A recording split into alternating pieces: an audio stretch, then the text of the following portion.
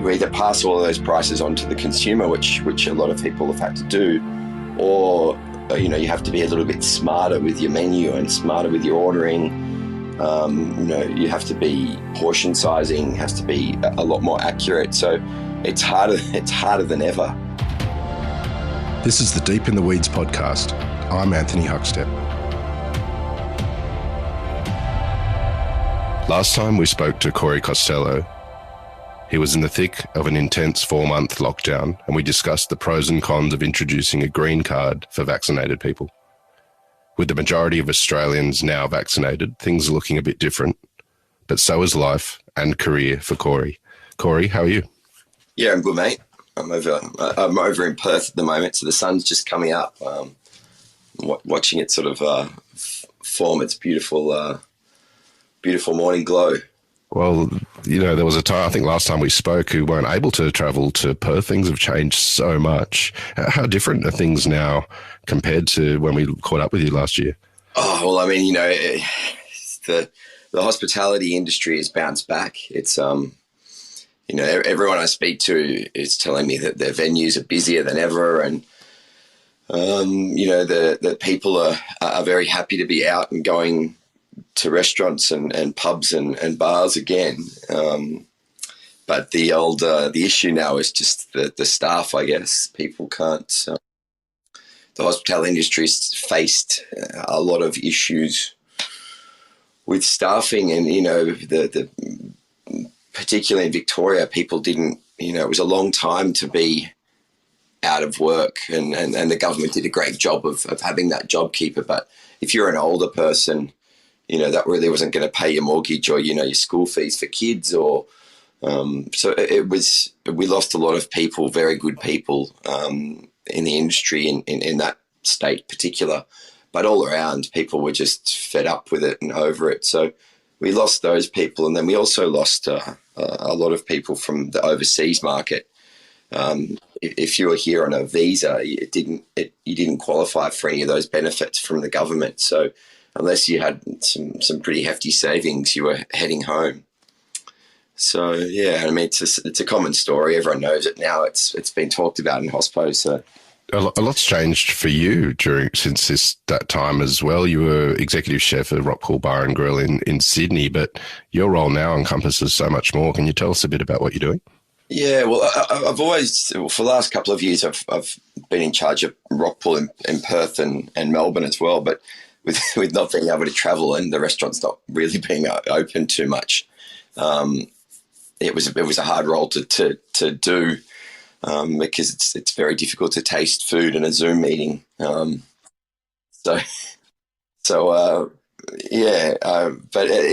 since then I've now Hunter Street Hospitality is what we call the company, and it involves me looking after the sake restaurants that we have a little bit as well. So and working very closely now with Andy Evans from Spice Temple, which is awesome because now it just means I get to eat heaps more Spice Temple food.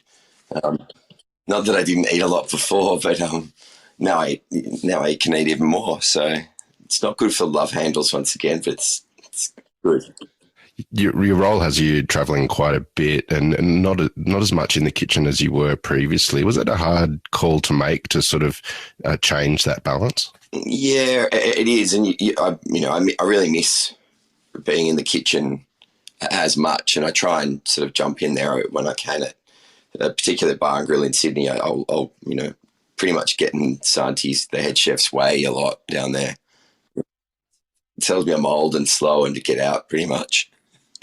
But it's, you do miss it. We did in Perth, we did a great function with Brendan, the head chef of Perth, and Brendan Pratt from Vas Felix.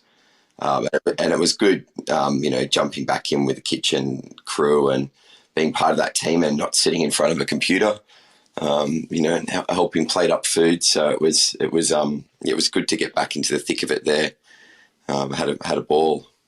Well, that's a sign of the sort of moving forward, isn't it? The amount of events that are taking place now, and you're in Perth, which is experiencing what many in the eastern states had experienced, last year in regards to the pandemic, but you had a great event. Tell us a bit about the event and, what you were able to showcase. Yeah, well, it was we called them B1 and B2 because both named Brendan. So it was Vas Felix launching one of their wines, their Cab Sav, their Cab Sav Malbec, I think it was the one that's their sort of premium wine. So it was really about it was about the wine, but all the dishes had to sort of match up to the wine perfectly. So there was lots of meetings and a few tastings and matching all the different elements of the dish that weren't going to mess with the flavour of the wine. And it was great having that. Perth's really jumped back into these events and things like that. So having people travel from interstate was fantastic, and running into you at the Pork Stars event was unbelievable, and just seeing how much of a buzz there was in Perth, with them opening up to the rest of the country with open arms. So they were really happy to see everyone come from interstate. They love it. Bar and grill has really been your world for many years now, but now you're sort of overseeing other cuisines and other restaurants. What are the challenges involved in your role? Well, one, I don't really know much about Japanese food at all. So working at Saki, I can't even pronounce some of the words that they use for the sauces and for the cooking techniques. So yeah, it's not really it's not really my strength.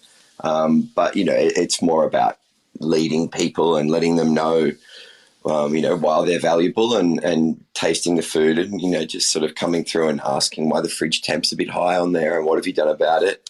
Telling them to clean this little part a bit better, or asking them why their food cost is blown out for one thing and costing up dishes. So it's just managing, but on a different level. But yeah, we're also doing some other stuff down in Saki too. I know my way around a barbecue and some hot coals, and they have some beautiful rebatas in all the Saki restaurants. So we're gonna roll out a few different rebata techniques and cooking over fire, which I actually have a bit of expertise on.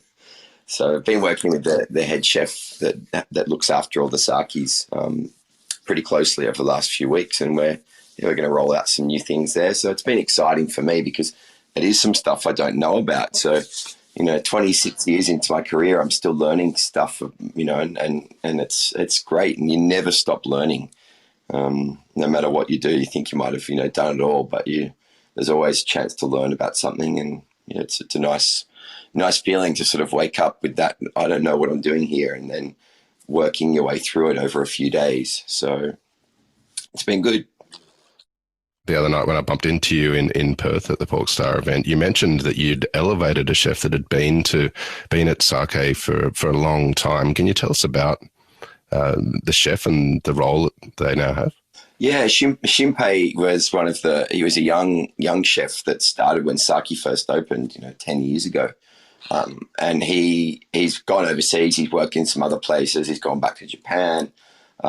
He's worked at a few sort of, notable restaurants around the world, and he found his way back to Saki, and he went down to Melbourne to set up one of the restaurants down there. And now he's come back to Sydney. He's a Sydney boy, but now he's overseeing all of them, which has happened in the last month or so. So yeah, he's sort of gone full circle, and it's great because he's very, very, very steeped in the traditions of that restaurant, and he wants to sort of really see it elevated a little bit higher. And yeah, it's been a really good feel. It's a feel good story for him. So I'm really proud of what he's done, and yeah, I'm looking forward to working with him a lot closer. The last couple of years have made many rethink the way they approach the art of hospitality, and you find yourself in a role overseeing many different venues now and trying to steer that direction as well. Do you see a difference in hospitality and an opportunity for change and something better moving forward? Well, I think people have to be smarter now about the way that everything happens. The labour costs for the industry have gone up, which it's been a great thing because chefs and and front of house staff for years have been, I'm not going to say underpaid, but it's been good now that there's more value in the market for them. And, chefs, every chef I know has almost, got a little bump in their salary, and it's more of they're in more demand. So, labour costs have gone up. Produce costs have gone up. Almost every supplier I've known sort of has had to increase their prices because of, freight is costing more, petrol's costing more. So, that inflation word that we keep hearing about in the news and stuff, that's happening. So you either pass all of those prices on to the consumer, which a lot of people have had to do, or, you have to be a little bit smarter with your menu and smarter with your ordering. You have to be portion sizing has to be a lot more accurate. So it's harder than ever for restaurateurs and for restaurants to get those margins, and then you don't want to be that person that prices yourself out of the market as well. So it's a bit of a balancing act, and so restaurants have to adjust to that style, and then adjust to maybe I won't have that staff member because I just can't have them because they don't exist. You see that a lot with front of house, and having to lose, sommeliers and lose hosts and lose, just this elements of restaurants that you always assumed would always be there. They don't have them now just because they can't find someone to fill that role. What's inspiring you at the moment, and what are you loving about this new role that you have? As I said, like learning different parts, and getting to see everyone, and just seeing a whole bunch of different kitchens, and giving my opinions on and lending my experience that I have, helping them, overcome little situations that they might have, or I've got a bit of a calmer head on me nowadays, and elements that might stress people out, I can sort of manage them through that and say, well, it's not the end of the world, and if you do this and this and this, and I've seen this happen before, and I think it's reassuring for a lot of younger staff to hear that coming. And when I'm talking younger staff, I'm talking people that have been in the industry for 10, 15 years, and they might have just been given a head chef's role or a sous chef's role, or they're in that first position where they're really managing or having to write a menu or having to, do rostering and things like that. And they might find it overwhelming to start having to have paperwork on top of their mise en place and getting their sections ready, and just sort of navigating them through how you do that.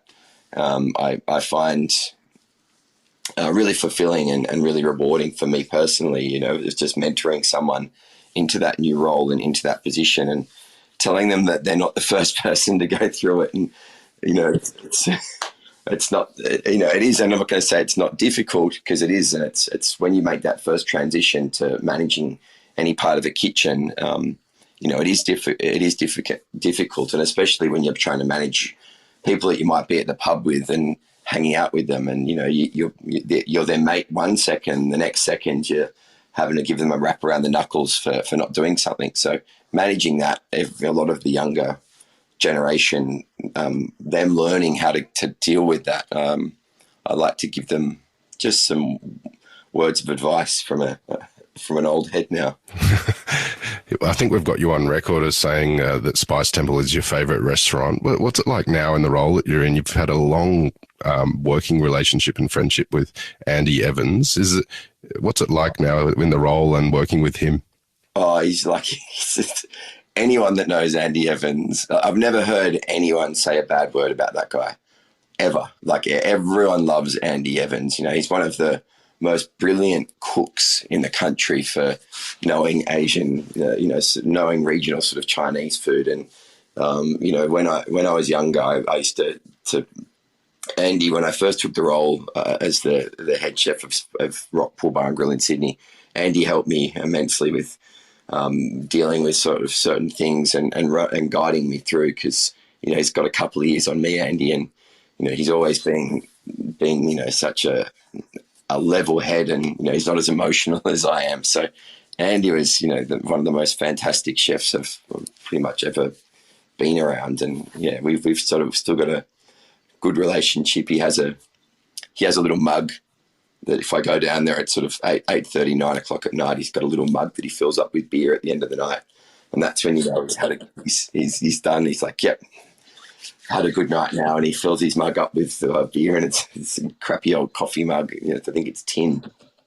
And he goes out and pours himself a rashes in the bar. And that's when you know that Andy's had a good night and he's ready. So, I love going down and seeing him have that beer with his big smile on his face. Well, Corey, as ever, it's great to catch up and good to see you recently as well. Good luck with the new role, and please keep in touch. We'll catch up again soon. Yeah, I can't wait to come down to Canberra, mate, and see all this stuff you're doing with this market. I'm very, very excited to come down and see it. As you know, my kids think Canberra is the best place in Australia. It is. Because it has Questacon. Yeah. Awesome, mate. Have a great day. All right. See you, Huck. This is the Deep in the Weeds podcast. I'm Anthony Huckstep. Stay tuned as we take a deep dive into the lives of the incredible people who ply their trade in the food and hospitality sector. Special thanks to executive producer Rob Locke for making this all happen. Follow us on Instagram at Deep in the Weeds Podcast, or email us at podcast@deepintheweeds.com.au. Stay safe and be well.